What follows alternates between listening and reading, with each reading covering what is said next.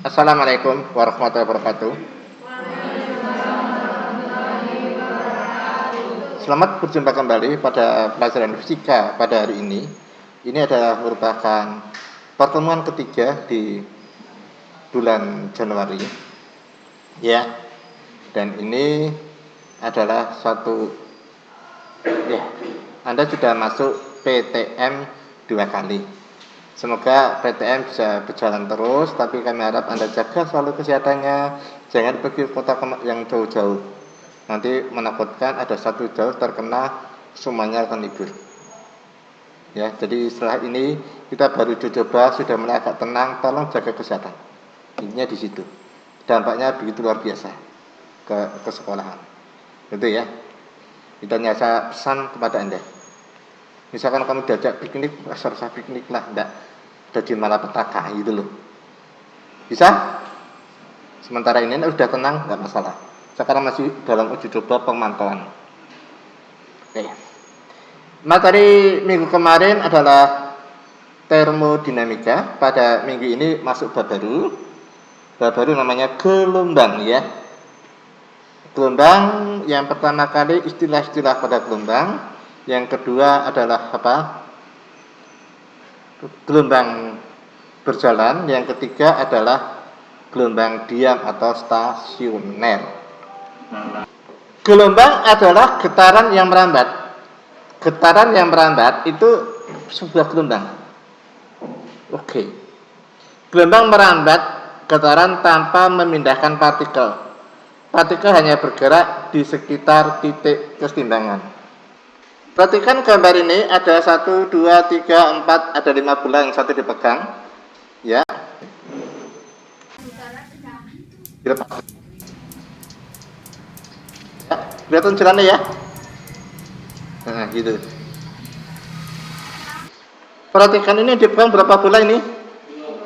2. Oke. Kita nyalakan apa terjadi? Energi. Gelombang berdasarkan mediumnya dibagi menjadi 2. Adalah gelombang mekanik dan gelombang elektromagnetik. Gelombang mekanik adalah gelombang yang membutuhkan medium. Itu sudah di SD, di SMP ya. Gelombang elektromagnetik yaitu gelombang yang tidak butuh medium. Ini contohnya, ini gelombang cahaya. Untuk gelombang mekanik, gelombang laut, gelombang bunyi. Nah, untuk mengapalkan urutan gelombang elektromagnetik itu apa? Ga, ru, ci, mi, tra. Ngerti tak? Garu ci mitra kan pawen. Gane sinar ga. Nah, erik rai ik sinar ik, une ultra violet, cene cahaya tampak, ini infra merah, mine mikro, tene televisi, RA-nya radio. Ini dari energi besar ke energi kecil. Itu ya. Gelombang berdasarkan arah rambat dibagi menjadi 2 saja ya.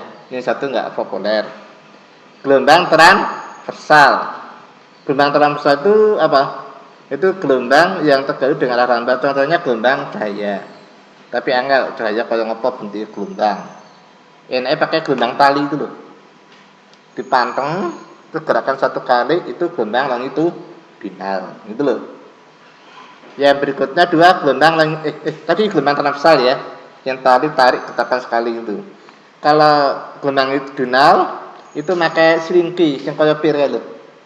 Tarikan ini. Itu nanti gerak itu. Itu gelombang yang searah dengan arah rambat. Contohnya gelombang permukaan, gelombang bunyi pegas. Ini contoh daripada gelombang longitudinal. Itu.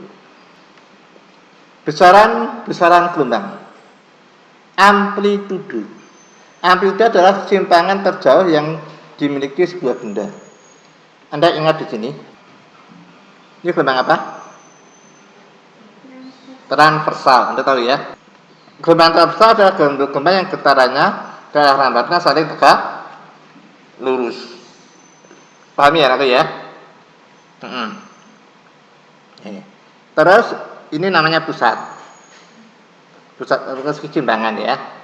Yang di atas ini namanya puncak atau bukit.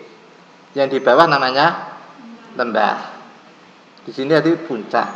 Jarak antara puncak dengan puncak berapa panjang gelombang? Puncak dengan puncak berapa panjang gelombang? 1 panjang gelombang. Bagus.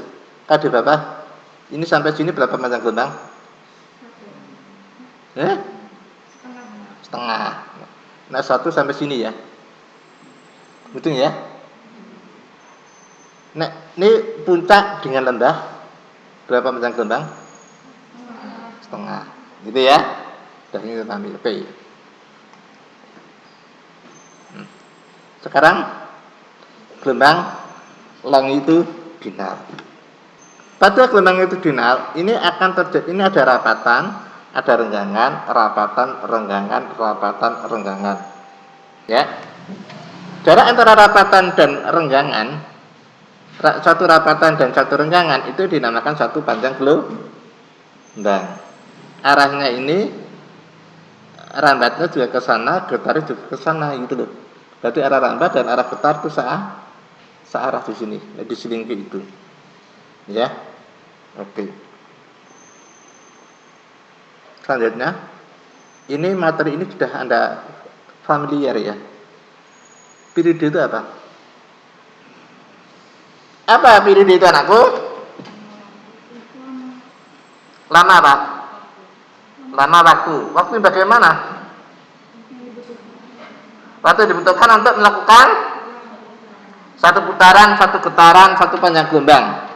Bisa ya? Bisa satu putaran, bisa satu getaran, bisa satu panjang gelombang. Tergantung dari topik yang dibicarakan. Oke ya? Karena panjang gelombang ada waktu yang dibutuhkan untuk melakukan satu panjang gelombang. Itu namanya periode. Ya. Simbolnya apa? T besar. T kecilnya waktu getar. N jumlah getaran. Berapa ya? Kalau frekuensi apa? Jumlah getaran dalam satu satuan waktu ya. Berarti antara periode dengan frekuensi apa? Balik terus ya. Ini kan T per N, ini N per T itu. Ya, bisa ya? Kuali ya. Antara ini. Jadi apa? Tadi berarti ada jumlah getaran yang terjadi dalam satuan waktu. N itu frekuensi. Nah, frekuensi itu bisa ditulis ada yang tulisnya CPS. Cycle per second. Ya. CPS bisa cycle per second getaran. Oke. Terus N jumlah getaran, T-nya waktu. Ini ada itu. Karena dari persamaan ini kebalik, maka T sama dengan seper F atau F sama dengan seper T. Itu ya. Jadi dipahami. Ini nggak ada masalah ya aku. Ya. Terus bagaimana rumusnya ini? T itu sudah tahu, CPS. V itu kecepatan lambat. Lambda per T atau lambda F, karena T sama seper F atau kebalik ya. V ini itu cepat itu aja ya. Ada masalah anakku? Tidak ada masalah? Alhamdulillah, rabbil alamin. Ya, kalau nggak ada masalah, pertemuan ini saya akhiri ya. Assalamualaikum warahmatullahi wabarakatuh.